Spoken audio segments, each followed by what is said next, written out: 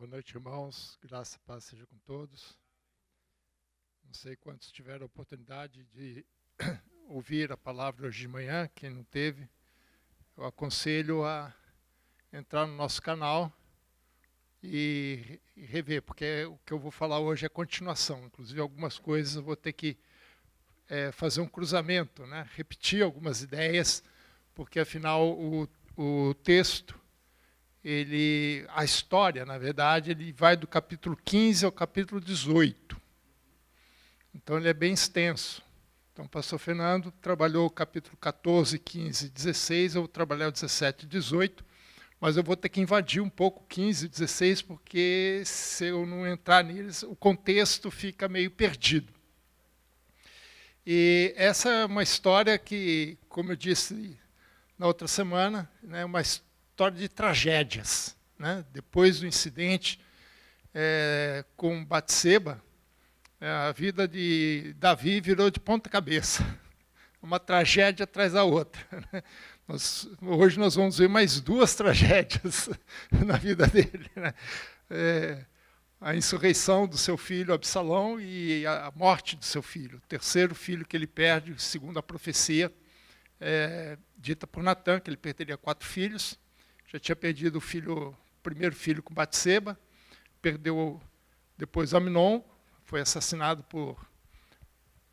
por Absalão. Agora nós vamos ver a morte de Absalão. Lá em Reis, nós vamos ver o último filho que morre. Para a gente poder entender um pouco, vamos abrir capítulo 16, versículo 20. E nós vamos até o capítulo 17, 14. É um pouco extenso, mas é um ponto central aqui, onde eu quero partir a exposição. Capítulo 16, versículo 20. Então disse Absalão a Aitofel: dai vossos conselhos sobre o que devemos fazer. Disse Aitofel a Absalão: coabita com as concubinas de teu pai, que deixou para cuidar da casa. E em ouvido todo Israel que te fizeste odioso para com teu pai, animar-se-ão todos os que estão contigo. Armaram, pois, para Absalão uma tenda no eirado, e ali, à vista de todo Israel, ele coabitou com as concubinas do seu pai. O conselho de Aitofel dava naqueles dias era como a resposta de Deus a uma consulta. Tal era o conselho de Aitofel, tanto para Davi como para Absalão. Disse ainda Aitofel a Absalão: deixa-me escolher 12.000 homens e me disporei, e perseguirei Davi esta noite. Assaltá-lo-ei enquanto está cansado e frouxo de mãos. Espantá-lo-ei, fugirá todo o povo que está com ele, e então matarei apenas o rei. Farei voltar a ti todo o povo, pois a volta de todos depende daquele a quem procuras matar. Assim todo o povo estará em paz. O parecer agradou a Absalão e a todos os anciãos de Israel. Disse, porém, Absalão: chamai agora Usai, o arquita, e ouçamos também o que ele dirá. Tendo Usai chegado a Absalão, este lhe falou, dizendo: dessa maneira falou Aitofel: faremos segundo a sua palavra? Se não, fala tu. Então disse Usai a Absalão: o conselho que deu Aitofel dessa vez não é bom. Continuou Usai: bem conhece o teu pai, e os homens que sabes que são falentes e estão enfurecidos como a ursa no campo, roubado dos seus cachorros. Cachorros aqui são os filhotes. Também teu pai é homem de guerra, e não passará a noite com o povo. Eis que agora estará de espreita em alguma cova ou em algum outro lugar. E será que, caindo no primeiro ataque alguns dos teus, cada um que ouvir dirá: houve derrota no povo que segue Absalão. Então até o homem valente, cujo coração é como o de leões, sem dúvida desmaiará, porque todo Israel sabe que o teu pai é herói, e que os homens valentes são os que estão com ele. Eu, porém, aconselho que a toda pressa se reúne a ti, a todo Israel, desde Dan até Berseba, em multidão como a areia do mar, e que tu, em pessoa, vás no meio deles, Então iremos a ele em qualquer lugar em que se achar e facilmente cairemos sobre ele, como orvalho cai sobre a terra. Ele não ficará, e nenhum dos homens com eles estão nenhum só. Se ele se retirar para alguma cidade, todo Israel levará cordas para aquela cidade e arrastá-la-emos até o ribeiro, até que lá não se ache uma só pedrinha. Então disseram Absalão e todos os homens de Israel: melhor é o conselho de Usai, o arquita, do que de Aitofel, pois ordenara o Senhor que fosse dissipado o bom conselho de Aitofel, para que o mal sobrevisse sobre Absalão. Esse é um momento bastante complicado, né? Hoje de manhã o pastor Fernando nos explicou sobre a insurreição de Absalão. Absalão já tinha vingado o seu irmão, Aminon, que havia violentado a sua irmã Tamar. Mas só isso não estava satisfazendo Absalão. Ele achava que Davi também tinha culpa no cartório, digamos assim. E, de alguma forma, ele queria também punir o seu pai. Vejam comigo, capítulo 15, versículo 3 e 4. Capítulo 15, 3 e 4. Então Absalão lhe dizia: olha, a tua causa é boa e reta, porém não tens quem te ouça da parte do rei. Dizia mais Absalão: quem me dera ser juiz da terra, para que viesse a mim todo homem que tivesse demanda ou questão, para que lhe fizesse justiça. Essa argumentação que ele faz no capítulo 15, quando ele começa a fomentar junto ao povo uma indisposição com o rei, ele, na verdade, ele não coloca algo que seja para o povo, mas algo que estava em seu próprio coração. Porque essas palavras refletem o que ele sentia em relação à sua irmã. O que ele sentiu o que Davi devia ter feito e não fez. Justiça. Só que ele, em vez de fazer justiça, ele faz vingança, que é um pouco diferente aqui. Né? Em vez de ele buscar a justiça propriamente dito, ele quer fazer justiça com as próprias mãos. Então ele fomenta essa ideia junto ao povo. E é interessante que ele age de uma forma demagógica. Ele é o tipo do político demagogo. Uma definição de demagogo é a seguinte: é aquele que promove os próprios interesses ao fingir profunda dedicação ao interesse dos outros. Então, veja só, ele está interessado na sua própria objetivo, que é fazer justiça em relação a Davi, em relação à sua irmã Tamar. Mas ele reflete isso no povo, ele faz com que o povo sinta isso. Isso é demagogia.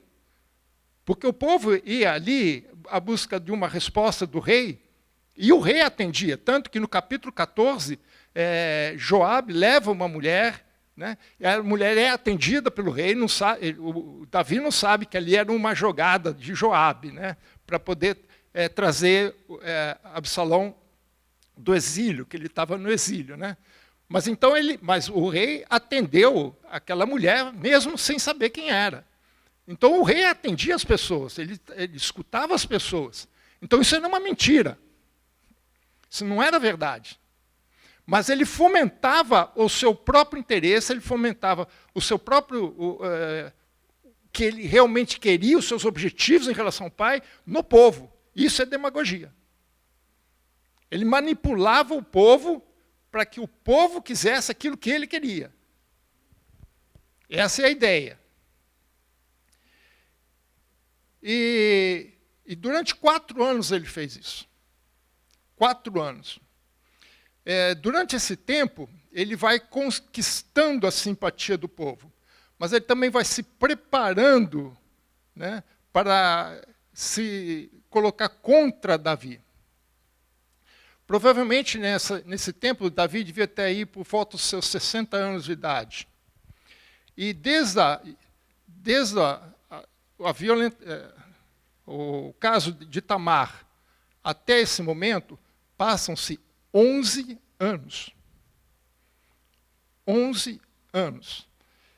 Se quiser anotar depois, só para você ter aqui a questão da temporização, né? No capítulo 13, versículo 23, ele fala que depois do caso com Tamar e Amnon, passaram 2 anos. 2 anos depois, Absalão mata Amnon. Aí, ele, continuando nesse capítulo, ele vai para Jesur, com seu avô. Versículo 38, 13 e 38. Ele fala assim, então, assim, Absalão fugiu, indo para Jesur, onde esteve 3 anos.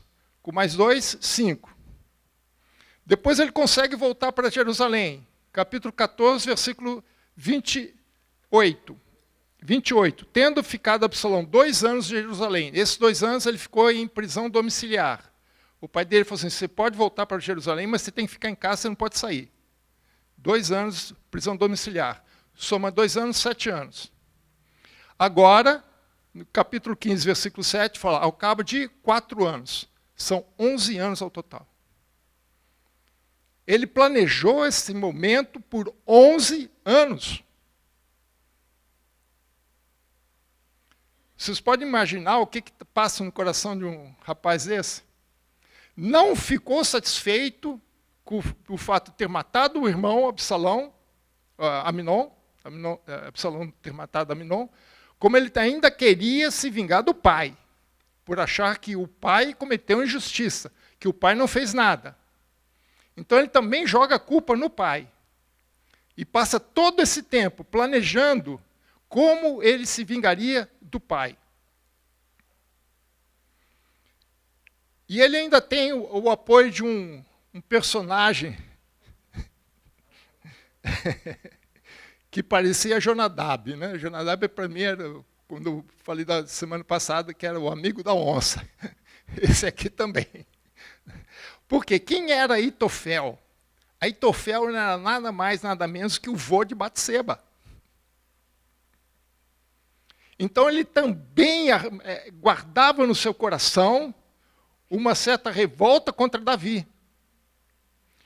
E ele era falso, porque o texto que nós lemos aqui diz que o conselho que ele dava era como uma resposta de Deus, e fala tanto para Davi quanto para Absalão. Então ele estava na corte, ele era um homem de confiança de Davi. O que Aitofel falava para Davi, Davi escutava.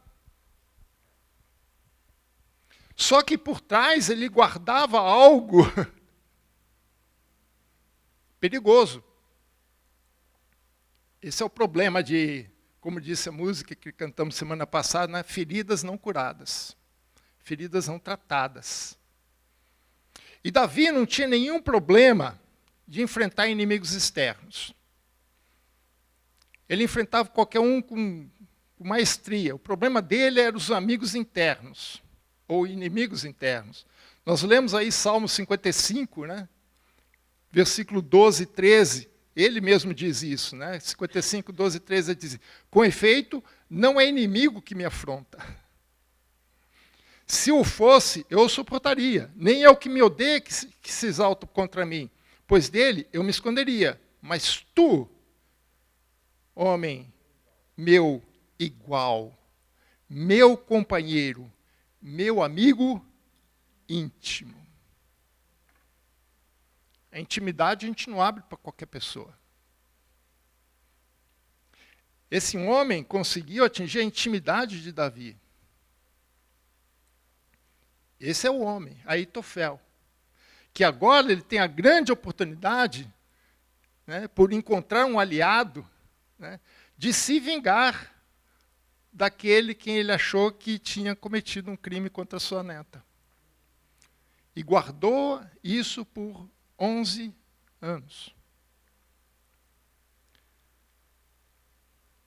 Quando Absalão consegue entrar em Jerusalém, tomar o trono, né, como nós vimos no capítulo anterior,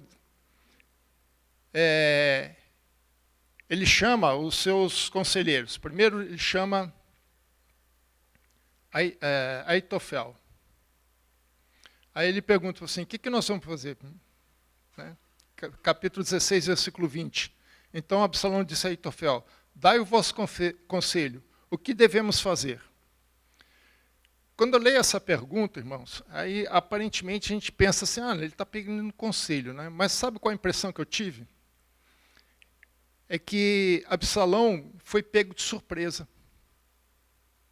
Ele realmente não sabia o que fazer, porque ele tinha planejado o seguinte, eu vou chegar em Jerusalém, meu pai vai estar lá, vai estar com seus exércitos, vamos arrasar com eles, vou matar meu pai e eu vou assumir o trono. Só que quando ele chega em Jerusalém, quem que ele encontra? Ninguém. Aí ele falou assim, né? E agora? O que eu faço? Eu estava com a esperança de chegar aqui, ter o rei, eu mato o rei, acabo o rei, eu viro o rei definitivamente, não tem mais oposição, acabou, Feliz Natal, bom ano novo para todo mundo. E aí? Agora não tem isso. Ele ficou totalmente perdido, ele não pensou em todas as possibilidades, tudo que poderia acontecer. Ele mal conhecia seu pai.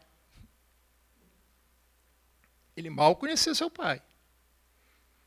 Então, como ele não encontrou resistência em Jerusalém, agora ele não sabe o que fazer. Agora ele pergunta a Aitofel, e agora? O que a gente faz? Estamos aqui. E aí? Por onde é que eu vou? E ele sabia que o pai dele estava lá fora. Ele só não sabia o que ele estava fazendo. E aí que entra o conselho de Aitofel. Aí que ele se revela quem ele realmente era. E ele dá um conselho duplo. Embora eles estejam separados em alguns versículos, mas é um único conselho.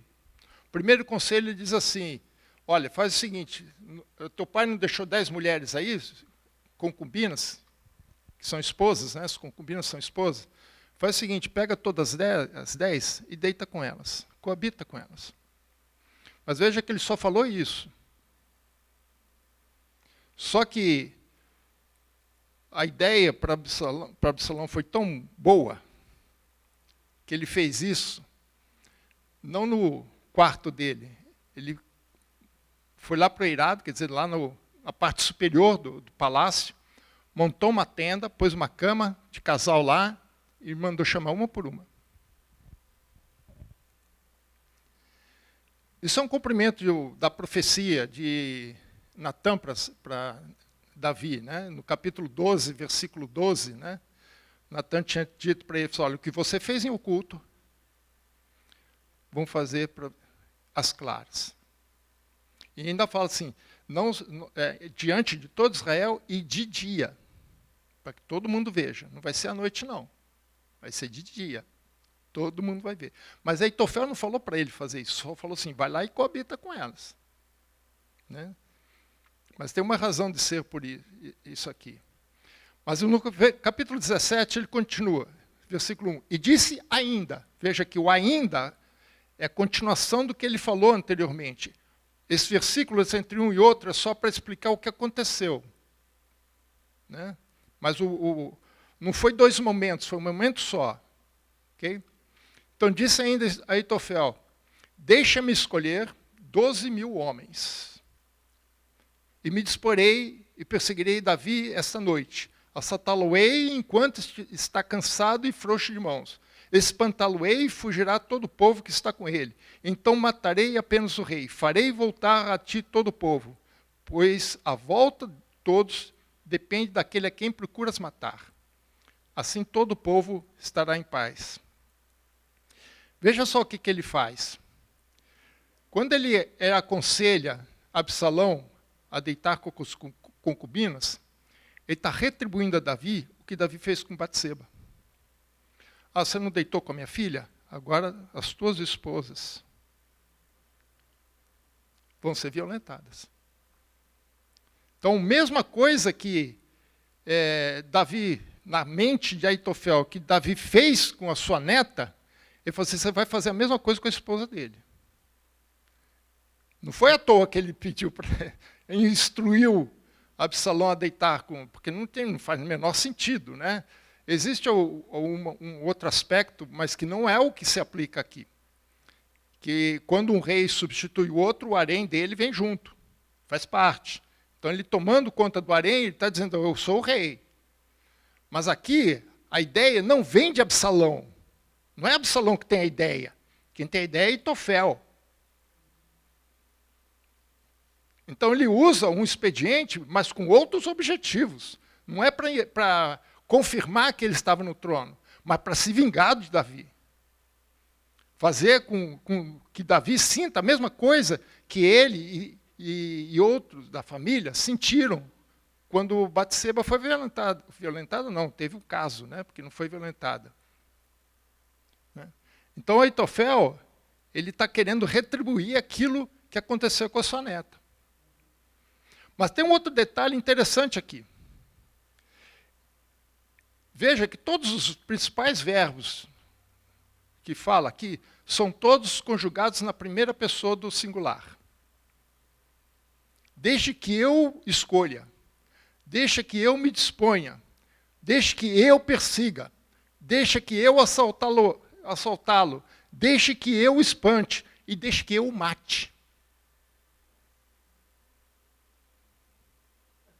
E a ideia de Absalão também era matar o pai, porque ele mesmo fala assim, a quem procuras matar?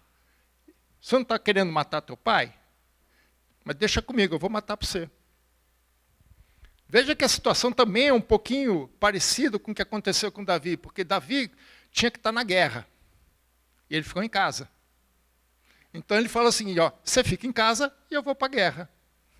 Olha a reprodução da cena. Né? E ele falou assim, eu vou lá e vou pessoalmente perseguir o teu pai e vou pessoalmente fazer o trabalho. Você fica aí em Jerusalém e dá conta das mulheres. 10 mulheres, meu. Né? Haja fôlego. Então, Absalão ficaria em Jerusalém com as concubinas, assim como Davi não foi à guerra, né, e se aproveitou da situação para ficar com a esposa de Urias, que era a neta dele. E a quem também ele matou. Então, veja a cena repetida aqui, de uma outra forma, mas é uma repetição. Davi vai morrer também, como Urias morreu. Só que ele diz, quem vai matá-lo sou eu. Veja que está tudo centrado nele. A única coisa que ele fala para Absalão é assim, Absalão, você fica aí. Desfruta do momento. Possivelmente, a ideia dele era dupla. Primeiro, que ele queria se vingar pessoalmente. Né? E segundo, porque ele sabia que Absalão não tinha competência para a guerra. E nós vamos ver um detalhe aqui que mostra claramente que ele não tinha competência em guerra. Né? Bom, o que acontece então? Absalão gostou da ideia. Todo mundo gostou da ideia. Sabe como é que é, né? Quando o rei gosta, todo mundo tem que gostar, né? Todo mundo tem que gostar. Mas ele não ficou satisfeito. Ele falou assim, vamos fazer o seguinte, vamos chamar Uzai. Vamos ver o que ele tem a dizer. Aí ele chama Uzai, e Uzai era um dos personagens, uma das pessoas que queriam seguir Davi na fuga. Mas Davi falou assim, não, fica aí, que você vai ser mais útil aqui do que junto comigo. Né? E faz o seguinte, tenta desmontar as ideias lá do Aitofel, porque o cara é perigoso. Né? E ele volta, realmente. Aí Absalão fica meio cabreiro com ele. Fala, o que você está fazendo aqui? Você não é amigo do meu pai? Você devia estar com ele. Né? A resposta dele é interessante. Ele falou assim, eu vou estar junto com o rei que Deus escolheu. Ele não falou que ia ficar com Absalão. A resposta dele é essa. Olha, eu vou ficar onde está o rei que Deus escolheu. Esperto homem. Acho que ele é carioca também. Né? Então, assim ele ganha confiança. Né? Porque o orgulho de Absalão, assim, bom, então sou eu. Mal sabia que o Deus que escolheu não era ele, era Davi. Então ele não mentiu, irmãos. Ele falou a verdade. O Absalão que entendeu errado, né? Mas ele se convenceu pelo seu orgulho. E ele é chamado. E é interessante que quando ele escuta o conselho de Aitofel, ele falou assim, olha, é o seguinte, Aitofel é um cara legal, fala uns negócios legais, mas dessa vez ele não falou coisa boa, não. Quer dizer, ele não ridicularizou o outro.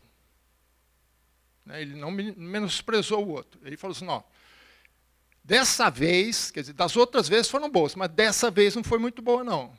E eu vou te explicar por quê. Que eu acho que Aitofel não conhece muito bem Davi. E ele falou assim, olha, Davi é um cara de guerra. É um cara esperto. Ele não vai ser bobo, ele tem experiência. Né? Ele não vai ficar lá marcando toca. A sua unidade vai estar lá dormindo lá, mas ele não vai ficar junto, porque ele não é tonto. Porque ele sabe que se você for atrás dele e cair todo mundo junto, ele cai junto. Então o que ele vai fazer? Ele vai se esconder, vai dormir fora do agrupamento dele. Né? Na hora que você atacá-lo, ele vai atacar você por trás. Aí atacando você por trás, metade do que você perder já vai ser o suficiente para espantar todo mundo. Ele queria com 12 mil homens. Vocês vão ver depois que 12 mil homens não ia dar nem para o cheiro. Né? Ele falou assim, então não é bom isso não. Você vai ter problema. Agora, veja aqui, o mais interessante do conselho de Uzai foi que ele muda o foco do conselho. Porque no primeiro conselho de Aitofel, o foco é o próprio Aitofel. Ele falou assim, eu vou preparar um exército, eu vou persegui-lo, eu vou achá-lo, eu vou assaltá-lo, quer dizer, cair de surpresa. Né? De assalto, isso é um termo militar, né? Cair de assalto. Né? E vou matá-lo na primeira oportunidade. Eu não vou matar o povo, eu só vou matar o rei. Foi exatamente isso que Absalão fez com Aminon. Né? Na festinha lá que ele promoveu, falou assim, olha, chegou para os amiguinhos dele e falou assim, vocês não vão matar ninguém, só meu irmão Aminon. Só ele. O resto, deixa em paz. E foi exatamente isso que ele falou assim, olha, eu só vou matar o rei, o resto eu vou trazer de volta para você, porque quando o rei morrer, eles vão ter outro rei, é você. Agora não. Agora, o que o Uzai faz? Ele joga o foco para o próprio Absalão. Ele mexe no ego do Absalão. Veja o versículo 11. Eu, porém, aconselho, agora é o conselho dele, que a toda pressa se reúne a ti. Veja, não é a mim, é a ti. Todo Israel. Opa, é isso que eu quero. Já está mexendo, reúna Israel do teu lado. Né? Desde Dan a Berseba, desde Dan a norte, Berseba ao sul, quer dizer, todo Israel, representando todas as tribos. Em multidão. Quem é o general que não gosta de ter um exército enorme atrás dele? Né? Como a areia do mar. Uau! Né? Mexe com orgulho. Pô. E olha o que ele fala assim, e tu, em pessoa, vás no meio dele. Já pensou? Né? Indo combater o próprio pai, mas com uma multidão. Aí falou assim, não vai ter jeito, o cara não vai conseguir escapar. Foi a ilusão dele. Né? Então, todo o foco agora não está mais no terceiro, mas está no próprio Absalão. Ele mexe com o orgulho, mexe com o sentimento, né, dele, com o ego dele. Né? Eu falei, bom, agora eu vou estar na frente do exército. Né? Se Saul matou 1000, Davi matou 10 mil, eu vou matar o dobro, 20 mil. Né? Então, Uzai, ele mostra conhecer melhor Davi, né, e seu exército, que é Aitofel. Então, com isso, ele consegue convencer Absalão de que aquele conselho de Aitofel não era o melhor adequado, não era mais adequado. Né? Porque ele sabia que Absalão não tinha experiência em guerra. E que se ele fosse liderando o exército, ele ia ser derrotado. E é interessante que, mesmo assim, né, Uzai, ele diz qual é a estratégia que Davi usaria contra ele. E foi essa estratégia que ele usa contra ele. né? Depois a gente vai ver que quando eles entram em combate, né, Davi separa em 4 unidades. 3 unidades em 3 frentes, e ele fica por trás, fica na retaguarda. Ele falou assim, olha, eu fico na retaguarda, né? Se acontecer alguma coisa, eu te protejo. É a mesma técnica. Foi exatamente isso que Uzai falou que ele ia fazer. Olha, ele vai ficar escondido em algum lugar, se começar a ter problema, ele vai atacar, você vai perder, os primeiros homens você vai perder, e acabou. E foi exatamente isso que aconteceu. Então, Uzai sabia, né, que Absalão não ia ter condição nenhuma, por maior que fosse o exército. Porque não basta você ter um número grande de pessoas atrás de você. Você tem que saber como lidar com eles. Você tem que conhecer a estratégia. Você tem que saber, ser um militar experiente para lidar com a guerra. Não adianta você simplesmente vai e acabou, né? Então, além disso, com esse conselho, Uzai também ganha um pouco de tempo, porque para reunir esse exército não ia ser uma coisa de uma hora para outra, até chamar todo o grupo, coisa e tal. Então ele ganha aí alguns dias, não muitos dias, não foi 1 mês, 2 meses, mas talvez uns 2 ou 3 dias no máximo.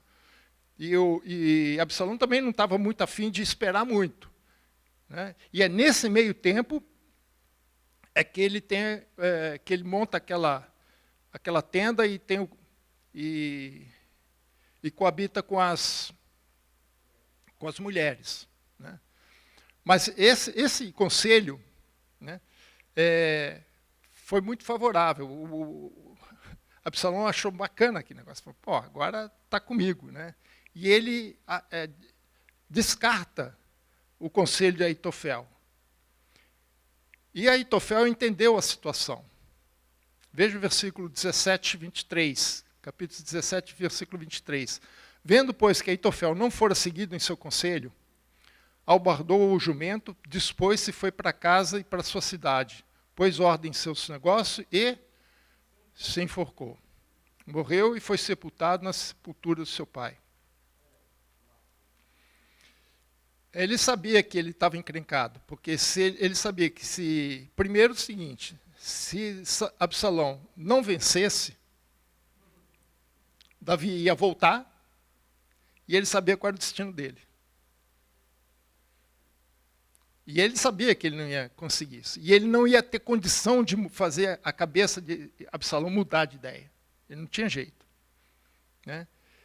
E caso ele conseguisse, mesmo na suposição de Absalão, um caso absurdo, né, dele vencer o pai, ele sabia que do outro lado tinha um outro homem, que o conselho deu certo, que foi de Uzai. Foi, então, bom, você falou uma coisa, ele falou outra, o outro aconselhou isso aqui e deu certo, então, meu caro, você está descartado.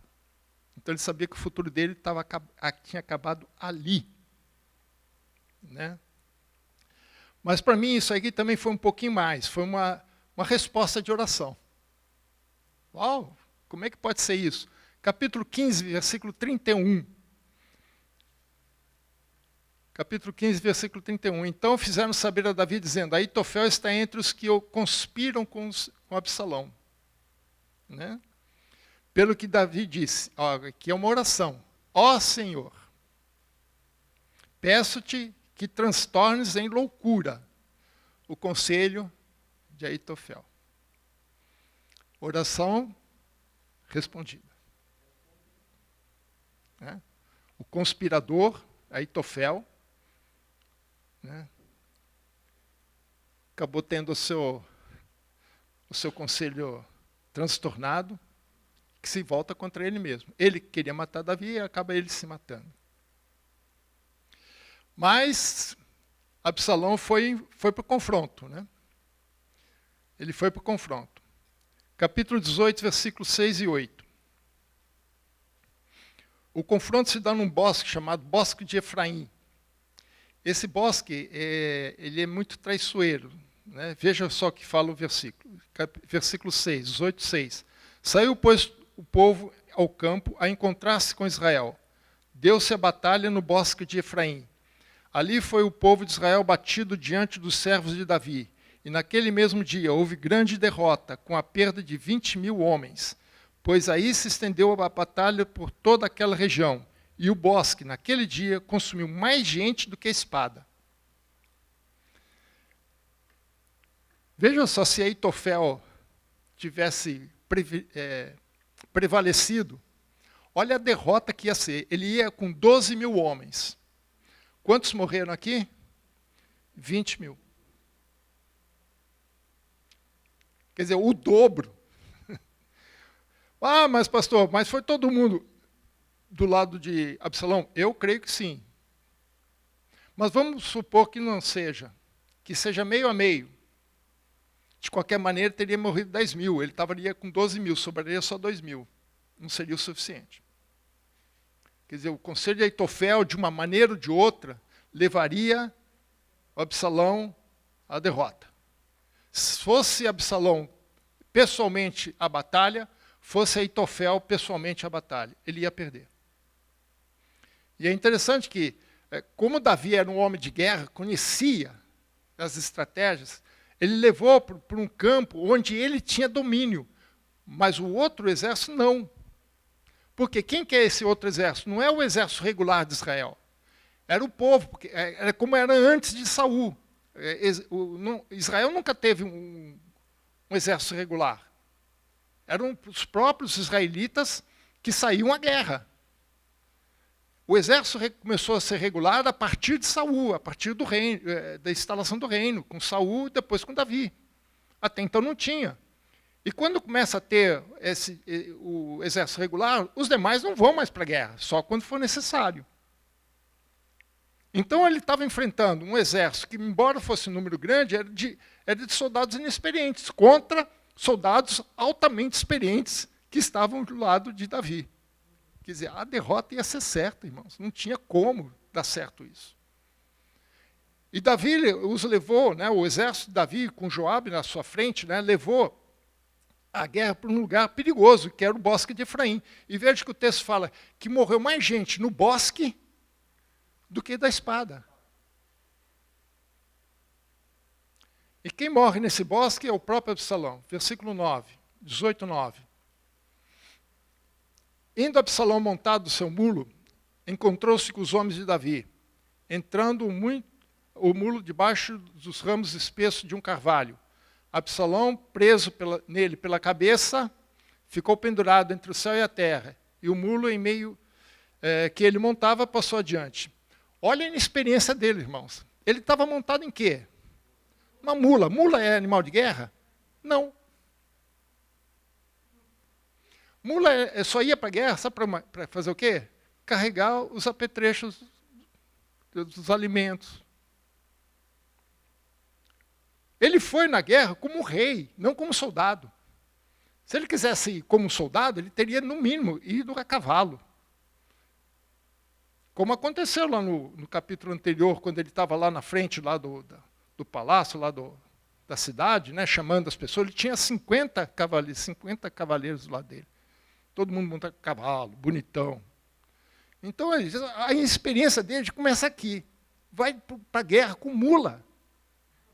E não com cavalo. Não sei quem quer o mula, quem...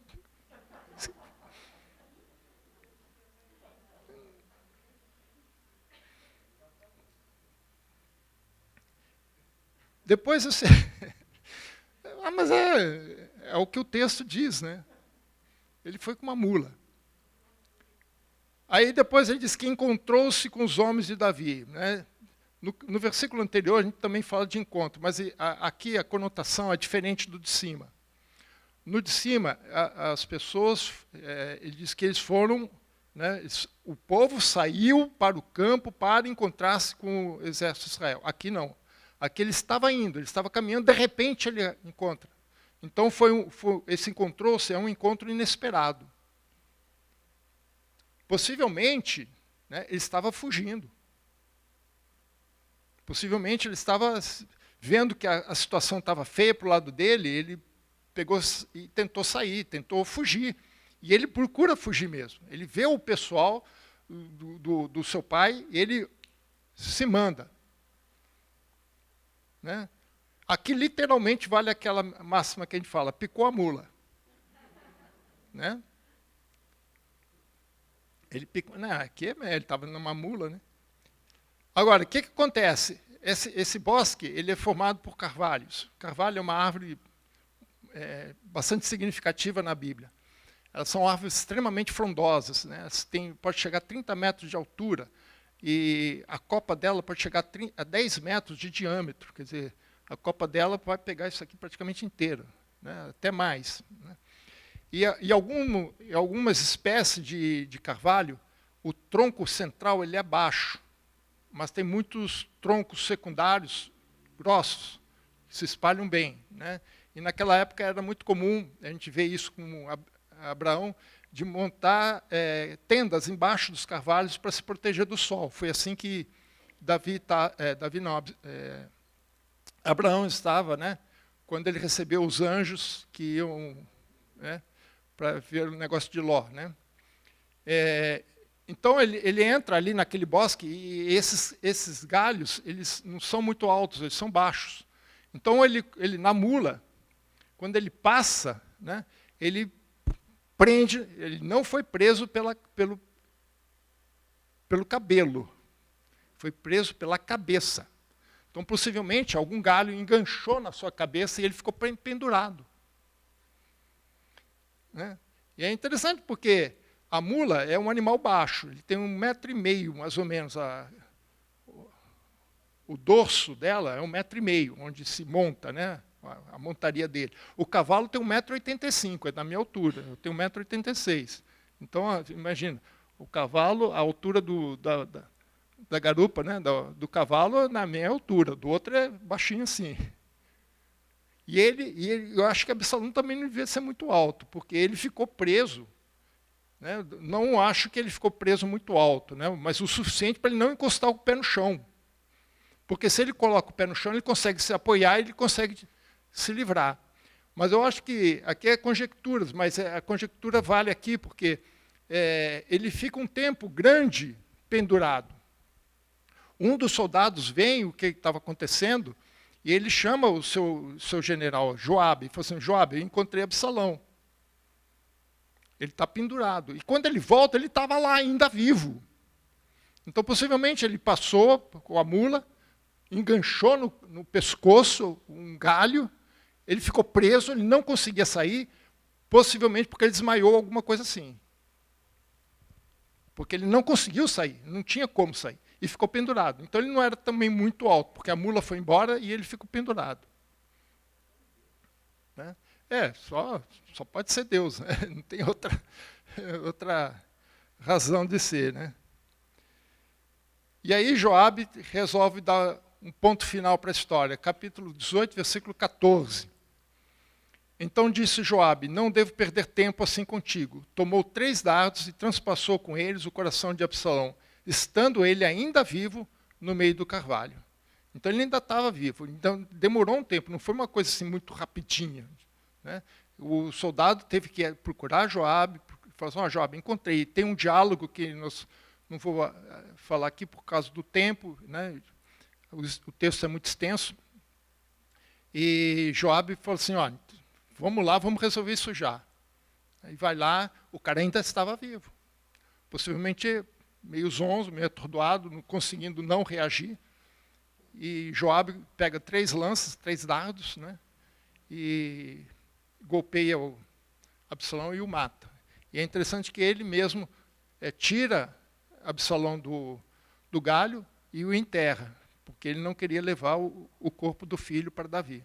Sabia que isso ia ser problemático. E é mais um detalhe aqui interessante. Veja como parece que a história se repete. Quem é que mata Absalão? Joabe. Quem é que matou Urias? Joabe.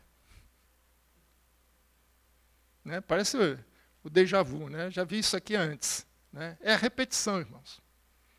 Davi está sentindo na própria pele tudo o que ele fez.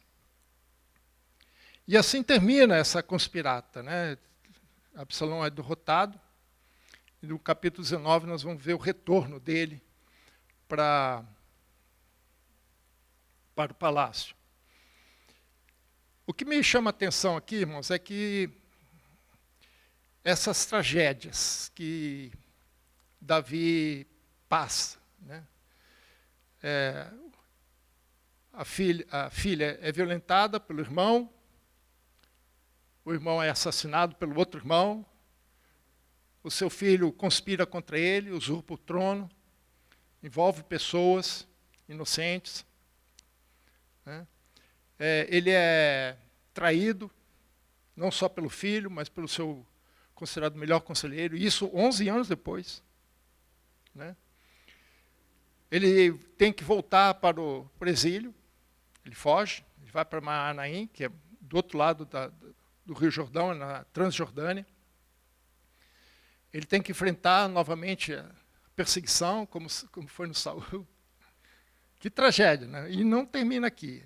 Aqui vai ter uma espécie de uma trégua. No capítulo 1, lá, nos primeiros capítulos de Reis, nós vamos ver o último filho dele a ser morto, né, o quarto filho. Mas aí eu fico perguntando assim, como é que Davi conseguiu enfrentar essas tragédias? O que ajudou a Davi a enfrentar as tragédias da vida? Isso é que me chamou a atenção, porque nós vivemos tragédias. Nós vivemos também pessoas que nos traem, que a gente não espera, mas amigo íntimo, né? Como diz Davi no Salmo 55. Eu acho que 4 fatores aqui ajudaram Davi a enfrentar essa tragédia. Não necessariamente a superar a tragédia, porque a superação vai se dar ao longo do tempo. Algumas coisas precisam de tempo para serem acomodadas. Mas para enfrentar as tragédias, eu acho que 4 coisas ajudaram a ele, característica de Davi, que ajudaram a ele enfrentar esses momentos de dificuldade, esse momento de tragédia na família. O primeiro era que Davi agia melhor sob pressão. Essa é uma tendência natural do ser humano. Quando você é pressionado, a tendência natural é de você reagir mais rápido. Algumas pessoas travam, eu sei, né? Às vezes no primeiro instante. Mas Davi, ele agiu muito rapidamente. E quando a pressão aumentou, ele tomou a decisão e resolveu o problema na hora. Veja, voltando lá para o capítulo 15, versículo 14.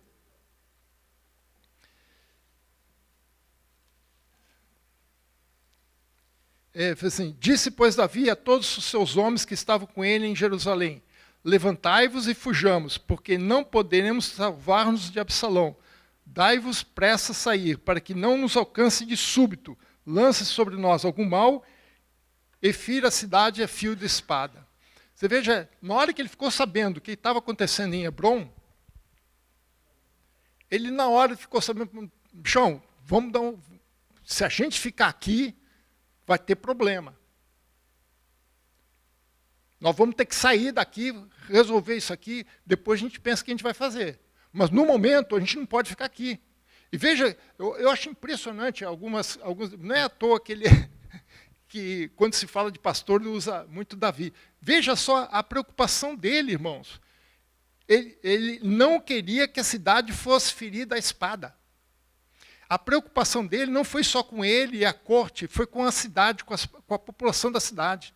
Ele sabia que se ele ficasse ali, ia haver um enfrentamento entre os dois exércitos, e aqueles 20 mil que morreram lá no bosque iam morrer na cidade.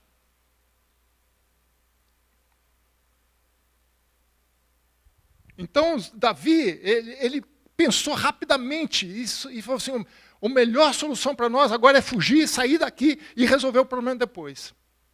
Porque agora, se a gente ficar, o dano vai ser grande. Não vai cair só o mal sobre nós, mas também sobre a cidade. É isso que eu não quero. Veja que ele não pensa em si. Ele pensa no reino, no povo. Né? Infelizmente, nós conhecemos alguns aí que não pensam assim, né? Alguns políticos que não pensam assim. Né? Isso me fez lembrar um pouco Paulo, em 2 Coríntios 12. 2 Coríntios 12, 7 a 10. Acho que às vezes Deus nos mantém a pressão sobre nós para a gente ficar alerta. Né? Veja que fala em 2 Coríntios 12, 7 a 10. E para que não me ensoberbecesse com a grandeza das revelações, foi-me posto um espinho na carne. Essa era a tragédia de Paulo. Esse espinho na carne. Mensageiro de Satanás, para me esbofetear, a fim de que não me exaltasse, que não me exalte. Por causa disso, 3 vezes eu pedia do Senhor para que me afastasse de mim. E ele me disse, a minha graça te basta. Porque o poder se aperfeiçoa na fraqueza. De boa vontade, pois mais me gloriarei nas fraquezas, para que sobre mim repouse o poder de Deus, pelo que sinto prazer nas fraquezas, nas injúrias, nas necessidades, nas perseguições, nas angústias, por amor de Cristo. Não é por causa do nosso pecado, por amor de Cristo. Porque quando sou fraco, então é que eu sou forte. Às vezes Deus nos deixa com as nossas parafusos e porcas apertadinhas, para a gente não levantar o nosso nariz. Para que Deus possa agir em nossas vidas. Porque se a gente tiver um pouquinho de folga, como aconteceu com Davi, o que ele fez? Olhou para a vizinha. Se Davi estivesse na guerra, ele estava apertado, então ele não ia ficar olhando para ninguém. Então, às vezes, se você estiver passando por algum problema, irmão, pergunta para Deus, Senhor, isso aqui é um espinho na minha carne ou não? Porque às vezes Deus nos coloca alguma coisa para nos manter aceso, ativo, né? Para que a gente entenda a situação e não caia, né, em tentação. Às vezes Deus nos mantém sob pressão. Mas não passa, Senhor. Se passar, vai ter problema. É o que eu falo. Ele orou pedindo que Deus tirasse. Mas, na verdade, a cura de Paulo era o espinho. Se Deus tira o espinho, veja, ele fala assim, para que não me ensoberbecesse. E a soberba precede a queda. Foi o que aconteceu com Absalão. Então, às vezes, Deus nos deixa um pouco sob pressão, para que a gente fique atento, esperto. Foi o que aconteceu com Davi. Quando a pressão aumentou, ele, na hora, ele já tomou ação. A segunda razão, a segunda coisa que eu acho que Davi usou para enfrentar, foi a sua experiência de vida. Né? Davi era um homem experimentado devido às perseguições da guerra. Né? Davi sabia que era viver fora do palácio. Né? Veja o versículo 17, 8. É o conselho de Uzai. Né? 17, 8. Continua Uzai. Bem sabes que teu pai e os seus homens, não só Davi, mas seus homens, e todos são valentes. Valente aqui é homem experiente de guerra. É isso que ele quer dizer. Estão enfurecidos, como a ursa do campo, roubados seus cachorros. Também teu pai é homem de guerra, e não passará a noite com o povo. Então ele tinha experiência. Ele está falando, teu pai é experiente. Ele está experiente em guerra. E lembra que foram 10 anos de perseguição de Saul. E nós já mostramos aqui que teve uma oportunidade que Saul tentou matá-lo 12 vezes.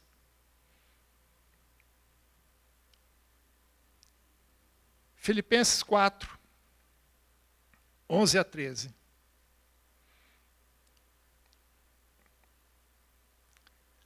Digo isso não por causa da pobreza,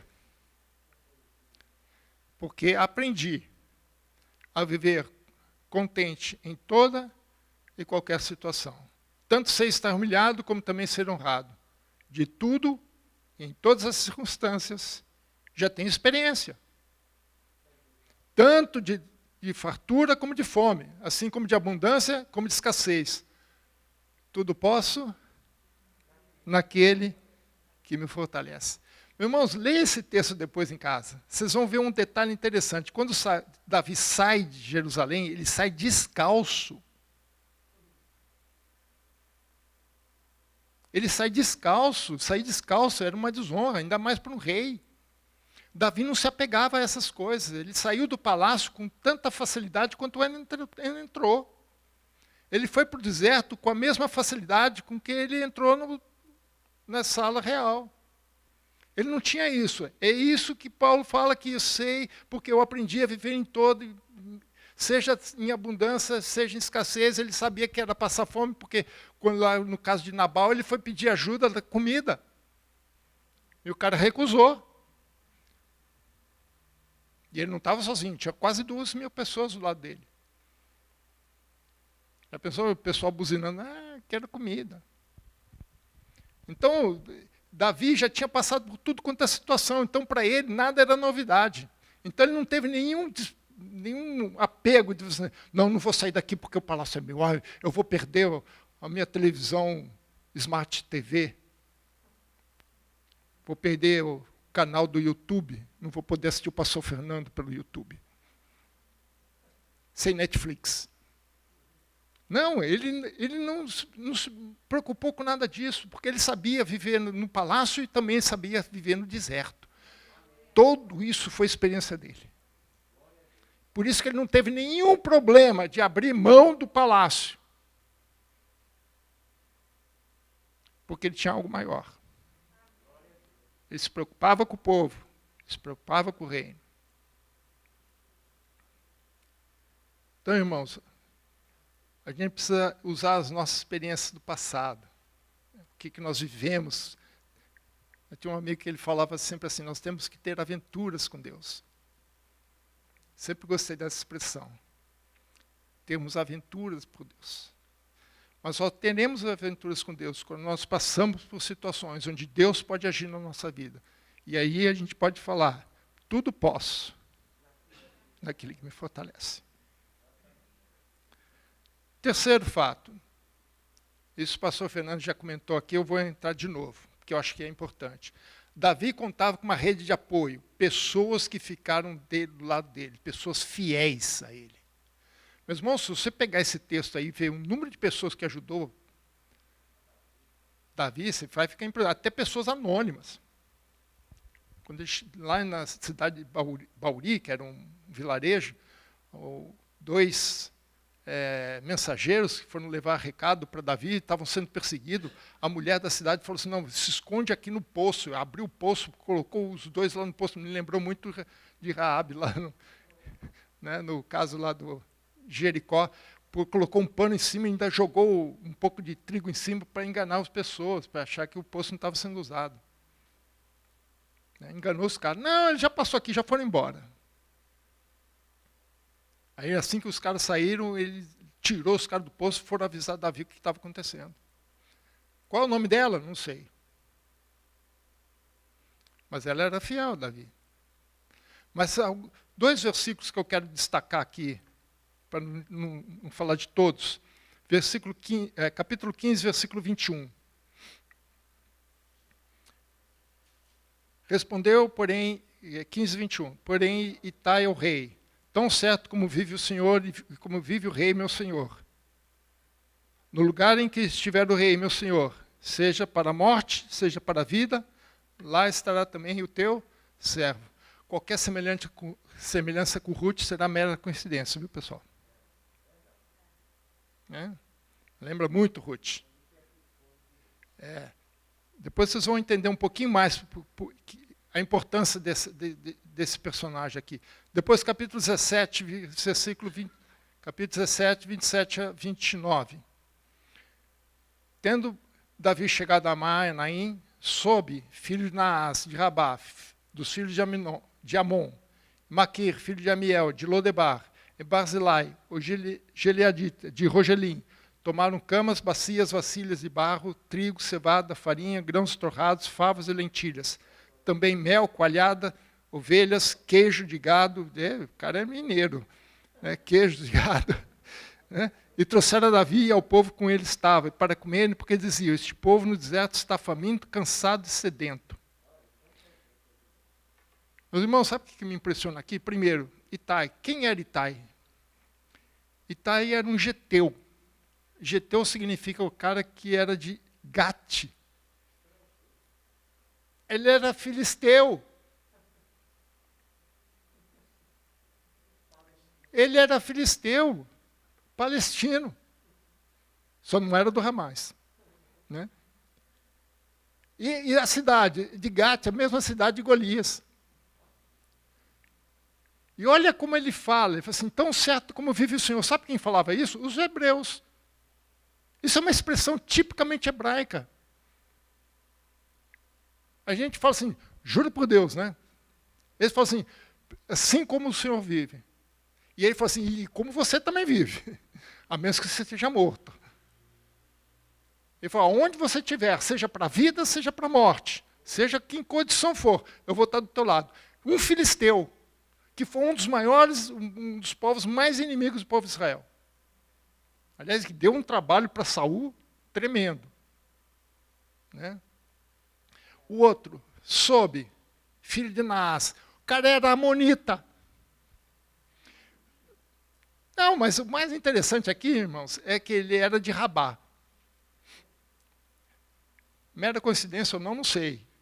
Mas Rabá foi a cidade onde Israel estava atacando quando Davi estava lá no seu palácio paquerando Raabe. Raabe, não, Batseba. Batseba. E foi nessa cidade que Urias morreu, em batalha. Por quê? Porque o Davi tinha amizade com Naás. Naás morreu. O seu filho substituiu. Aí Davi foi lá, mandou um grupo levar as condolências. Foi mal recebido. Davi falou assim, não, vamos acertar isso aqui. Foi lá, combateu com os caras. Possivelmente esse cara morreu. Subiu outro. Quem? Sobe. Filho de Naás. Amigo de Davi. Que loucura, né? Olha quem. Rei dos Amonitas.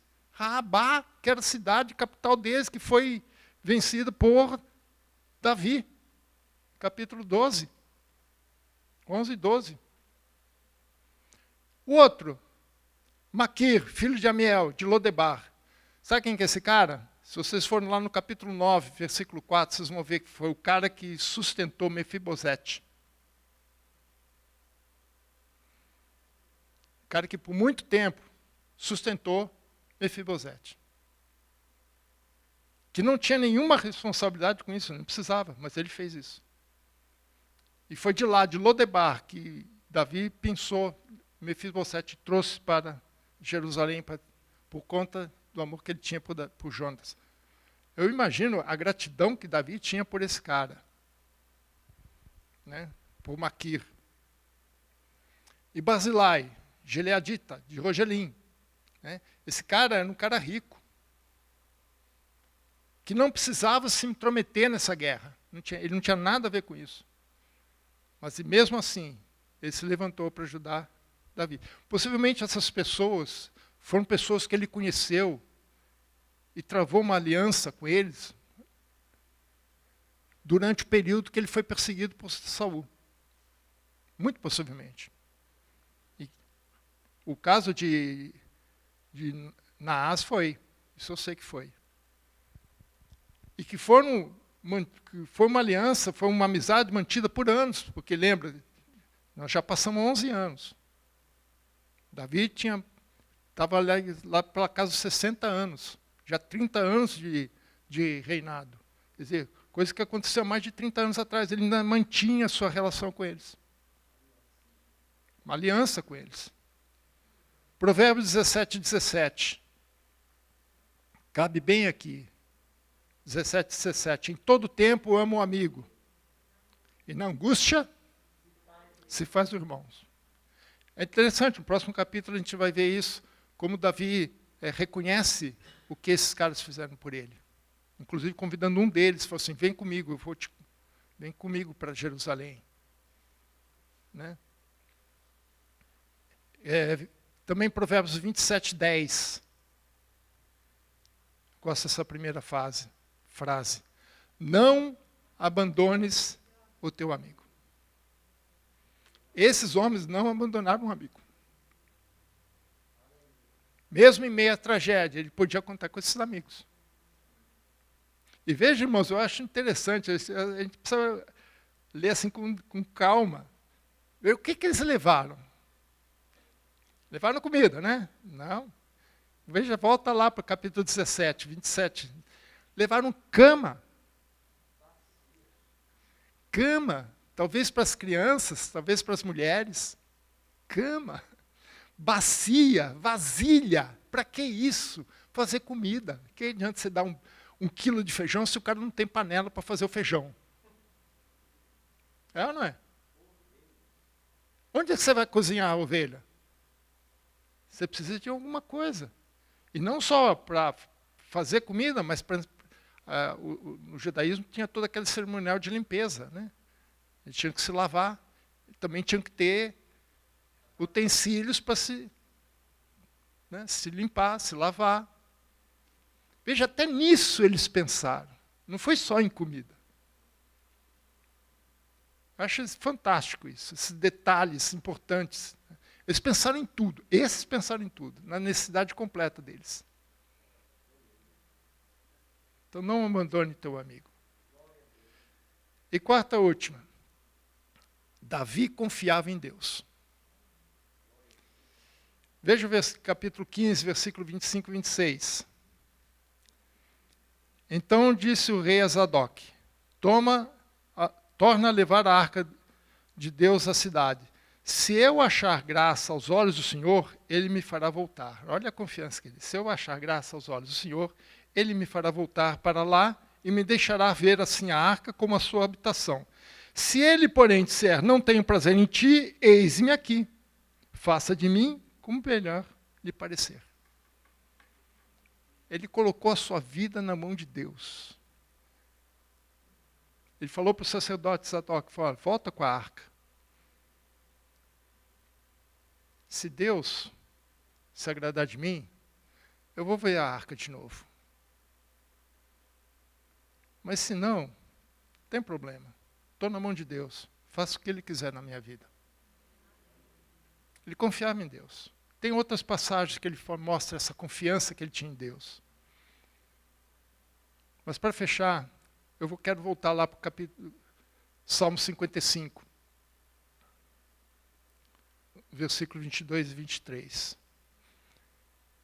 Alguns autores chamam alguns estudiosos dos Salmos, eles falam que esse foi um dos Salmos do período